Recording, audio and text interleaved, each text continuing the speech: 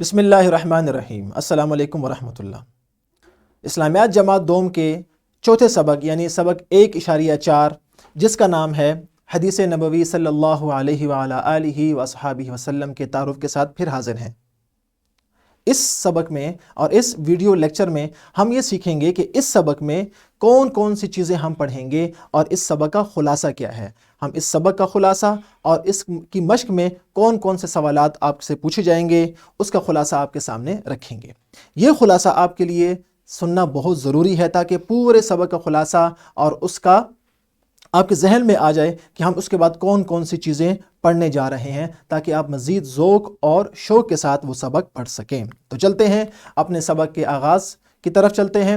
اس سے پہلے ہم دیکھتے ہیں کہ اس سبق یعنی سبق 1.4 حدیث نبوی صلی اللہ علیہ وعلی آلہ واصحابہ وسلم کے SLOs کیا کیا ہیں۔ تو اپنی کتاب کھول لیجئے اور دیکھتے ہیں کہ وہ دو کون سے SLOs ہیں جو اس سبق میں ہمارے سامنے موجود ہیں۔ پہلا SLO ہے 2 مختصر صحیح و مستند احادیث مع ترجمہ بمطابق ضمیمہ یاد کر سکیں۔ تو گویا کہ اس سبق میں ہم 2 احادیث کو صرف حدیث کو نہیں بلکہ اس کے ترجمے کے ساتھ یاد کر سکیں گے۔ اور اس کے بعد دوسرا SLO ہے احادیث کو سمجھ کر روزمرہ زندگی میں ان کی تعلیمات پر عمل کر سکیں۔ تو گویا ان SLOs میں کل 3 چیزیں ہیں۔ نمبر 1 حدیث کو زبانی یاد کرنا، نمبر 2 حدیث کا ترجمہ زبانی یاد کرنا، اور نمبر 3 اس حدیث کو سمجھنا اور سمجھ کر اس کو عملی زندگی میں اس کے مطابق عمل کرنا کہ اس حدیث میں کون سی اچھی بات ہمیں بتائی گئی ہے، کس چیز کا حکم ہمیں دیا گیا ہے اور کس چیز سے ہمیں منع کیا گیا ہے۔ یہی ہے حدیث کا اصل مقصد کہ حدیث کو سمجھنا اور سمجھ کر اس کے مطابق عمل کرنا تاکہ ہماری دنیا اور آخرت دونوں کیا اچھی ہو جائیں۔ یہ ہے اس کے SLOs۔ اب چلتے ہیں کتاب کی جانب اور دیکھتے ہیں کہ اسباق اور امشاق میں کیا کیا چیزیں موجود ہیں۔ اپنی کتاب کا صفحہ نمبر 12 کھول لیجئے تو آپ کے سامنے سب سے اوپر سبق کا نام حدیث نبوی صلی اللہ علیہ وعلی آلہ وصحابہ وسلم موجود ہے، جس کے متصل ساتھ ہی ایک QR کوڈ موجود ہے جس کی مدد سے آپ یہ ویڈیو دیکھ رہے ہیں، جس میں ہم اس پورے سبق کا خلاصہ آپ کے سامنے رکھیں گے۔ اس کے بعد ہے حاصلات تعلم جن کے بارے میں ہم نے ابھی سیکھا۔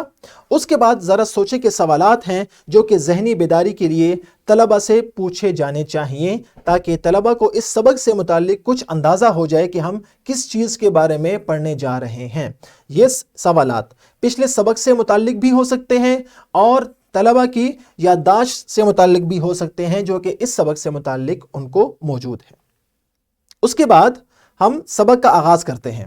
سبق کے آغاز میں حدیث کا لفظی معنی ہے اور یہ آپ کو ملے گا اس QR کوڈ کی مدد سے۔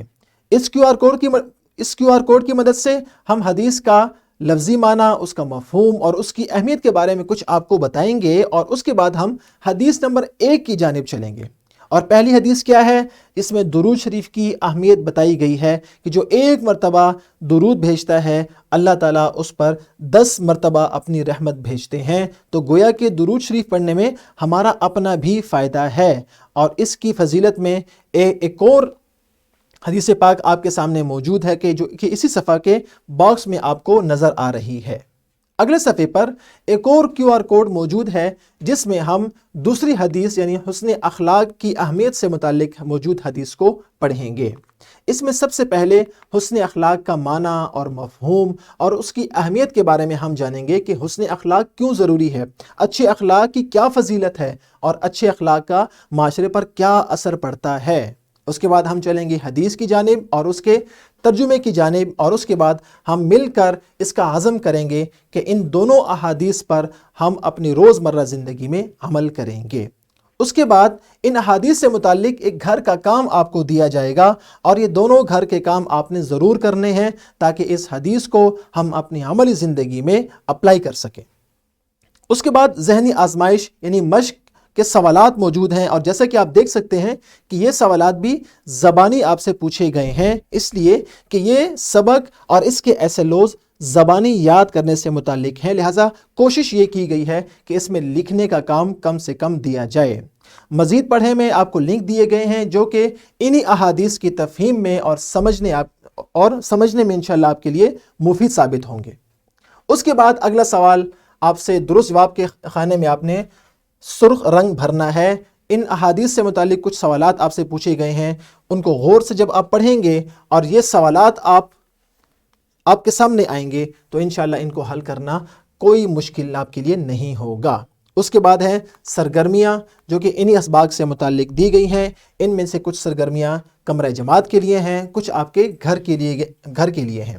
اس کے بعد ہے رہنمائی اساتذہ، جس میں اس سبق سے اور اس کے SLOs کے مطابق اساتذہ کے لیے کچھ اہم نکات بیان کیے گئے ہیں، اور آخر میں حسب معمول ایک عملی منصوبہ ہے جس پر آپ نے ضرور عمل کرنا ہے، اور یہ عملی منصوبہ آپ کی ان احادیث کی تفہیم کے لیے اور سمجھ کے لیے انشاءاللہ مفید ثابت ہوگا۔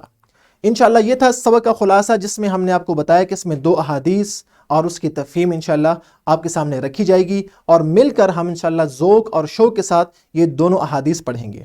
انشاءاللہ اگلے سبق میں ہم دوبارہ آپ سے ملاقات کریں گے، جس میں ہم پہلی حدیث کو پڑھیں گے، اور ہر لیکچر کے ساتھ اس کی PPT، اس کا لیسن پلان اور اس کی ورک شیٹ بھی انشاءاللہ موجود ہوگی۔ تو ملتے ہیں اگلے سبق میں، فی امان اللہ۔